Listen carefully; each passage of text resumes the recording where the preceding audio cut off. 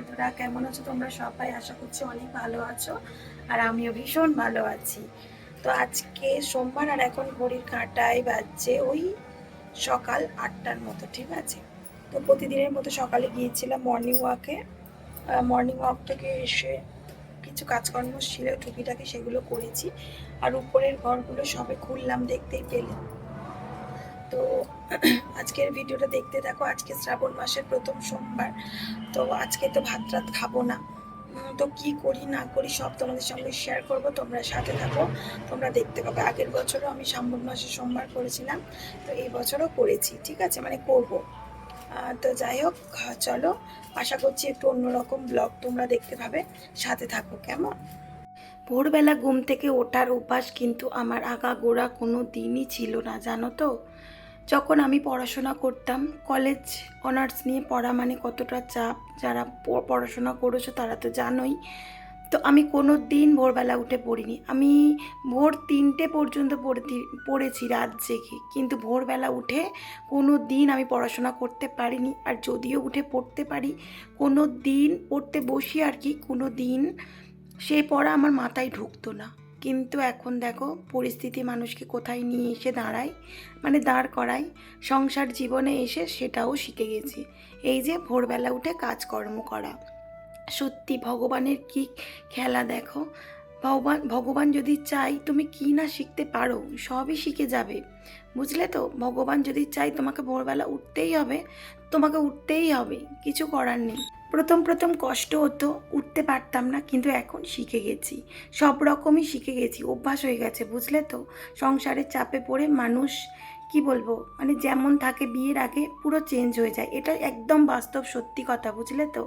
মানে কি বলবো, মানুষ একরকম থাকে বিয়ের আগে, বিয়ের পরে কিন্তু পরিস্থিতি তাকে বাধ্য করে পাল্টাতে, মানে পাল্টে যেতে। সেটা পাল্টাতেই হয়। কেউ যদি মনে করো যে না আমি পাল্টাবো না, কোনো দিনই সেটা সম্ভব নয়। ঠিক পাল্টাবে, পাল্টাতে তোমাকে বাধ্য, পাল্টাতে হবেই, না হলে তুমি তো টিকতে পারবে না। তো যাই হোক, অনেক বকবক করলাম। তো এদিকে দেখো তোমাদের সাথে বকবক করতে করতে এই যে বিছানাটা কিন্তু আমার গোছানো হয়ে গেল। আগের দিন যেহেতু সানডে গিয়েছে, তো বুঝতেই পারছো আমার হাজব্যান্ড পুরো ঘেঁটে একদম করে দিয়েছে, পুরো সব কিছু। দুটো ঘরের বিছানা, এই যে সোফার জায়গা দেখতে পাচ্ছ, কুশানগুলো সব এলোমেলো হয়ে আছে। কোনো দিন দেখেছো আমার কুশান এইরকম এলোমেলো হয়ে থাকতে? আমার কোনো দিনই দেখতে পাবে না আমার কুশান এইরকম এলোমেলো হয়ে থাকে। কারণ কি বলো তো, আমার ভীষণ বিরক্ত লাগে যদি ঘরদোর অগোছালো হয়ে থাকে। উপরের ঘর হয়তো ডেলি মুছতে পারি না, ডেলি ঝাঁট দিতে পারি না, কিন্তু কেউ এলে বুঝতেই পারবে না যে আমার ঘরদোর মোছা নেই, ঝাঁট দেওয়া নেই। কারণ কি বলো তো, আমি প্রতিদিন পরিষ্কার করি, বুঝলে। একটু পায়ে ধুলো ময়লা দেখলে আমি যখনই টাইম পাই আমি তখনই পরিষ্কার করি। যে আমার টাইম গেজ বাঁধা ধরা আমাকে এই সময়ই করতে হবে, সেটার কোনো মানে নেই। তো দেখো এই যে পুরো ক্লিন করে নিলাম। সোফার জায়গাটা কেমন লাগছে তোমরা কিন্তু অবশ্যই কমেন্টস করে আমাকে জানাবে, ঠিক আছে। আর এদিকের এই ঘরটা দেখো, বিছানাটা এখনও কিচ্ছু কিন্তু পরিষ্কার করা হয়নি। ওই যে শুয়েছিল দেখো, তাও কেমন ঘেঁটে ঘেঁটে আছে না? তো এটাও পরিষ্কার করে নেব, ধীরে ধীরে সবটাই পরিষ্কার করব। দাঁড়াও, পিকচার হবে বাকি তাই না? আর তো যাই হোক, ওইদিকে সব পরিষ্কার টরিষ্কার করে চলে এলাম ঝুলন বারান্দায়।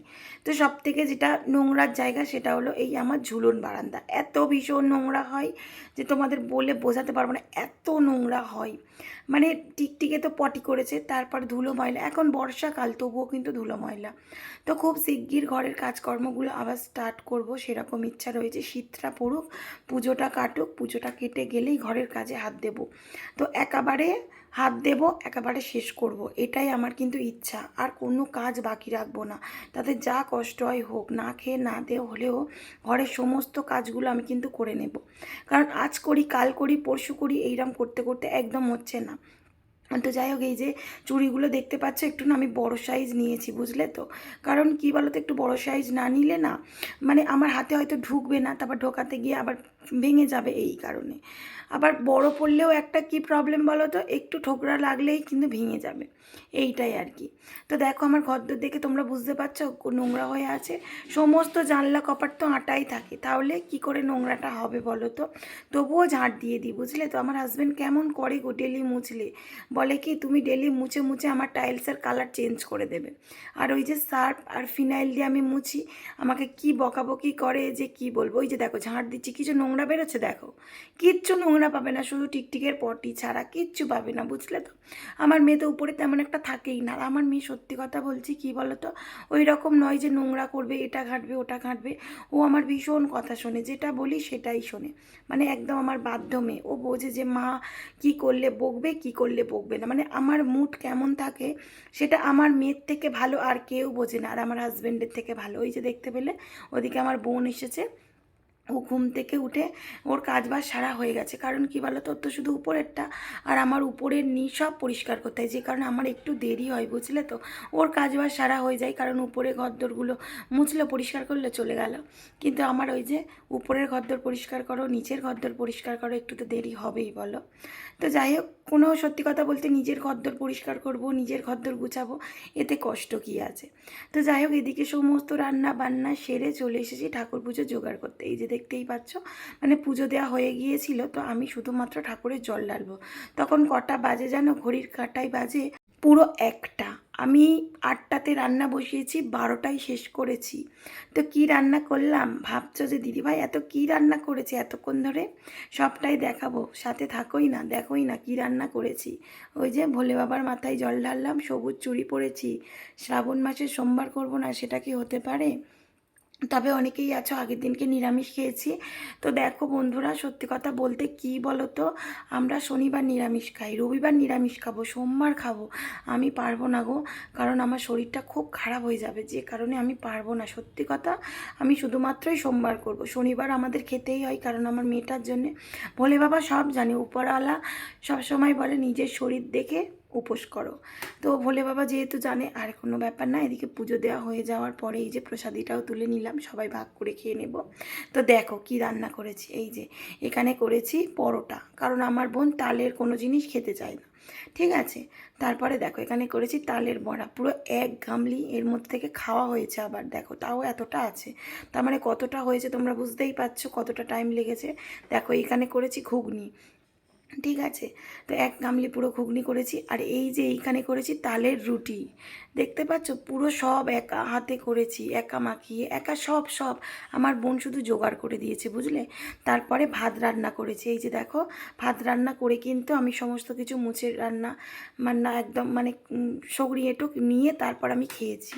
মানে ভাত ওদের আবার কি করে দিয়েছি বলো তো, মুসুর ডাল পাতলা করে আলু সিদ্ধ করেছি আর ডিম সিদ্ধ দিয়েছি, নাহলে আরও রান্না বান্না করতে গেলে আমার 3টে বেজে যাবে, আমি মাথা ঘুরে পড়ে যাব, আর ভালো লাগছিল না, বুঝলে তো। তো ওই করে দিয়েছে, হাজব্যান্ড বলে কি তোমার থাক, আর করতে হবে না।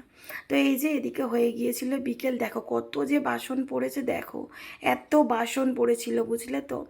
তার মানে তো আর কি করব, চলো সেগুলো এবারে একে একে তুলে দিই। আর এই যে দেখতে পাচ্ছ, মানে এই যে বাসন রাখার র্যাকটা, এটা কিন্তু আমি ইউটিউব দেখেই কিনেছি। মানে একটা দিদিভাই, পায়েল দিদিভাইয়ের আমি ব্লগ দেখি, বুঝলে তো। আমি খুব ভালোবাসি পায়েল দিদিভাই, হয়তো জানবে না, আমি ওনার ব্লগ দেখি। তো পায়েল দিদিভাইয়ের আমি খুব বড় ফ্যান। তো দিদিভাইও ভীষণ সংসারী, জানো তো।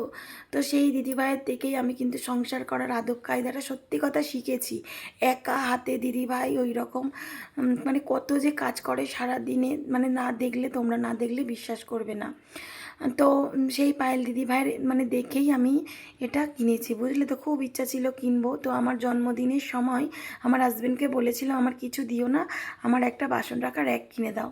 তো সেটাই কিনেছি। আর এবারের জন্মদিনে তো তোমরা দেখতেই পেলে কি নিয়েছিলাম, চালের ডাব।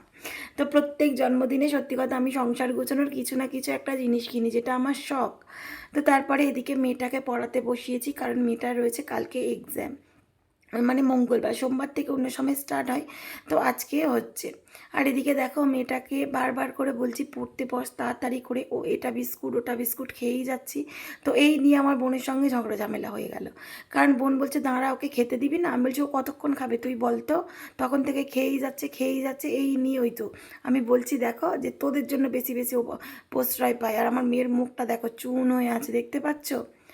আমি বারবার বলছি যে তোরা প্রশ্রয় দিবি না, ওইভাবে প্রশ্রয় দিবি না পড়াশোনার সময়, না হলে ওর পড়াশোনা হবে না, তোরা জানিস না।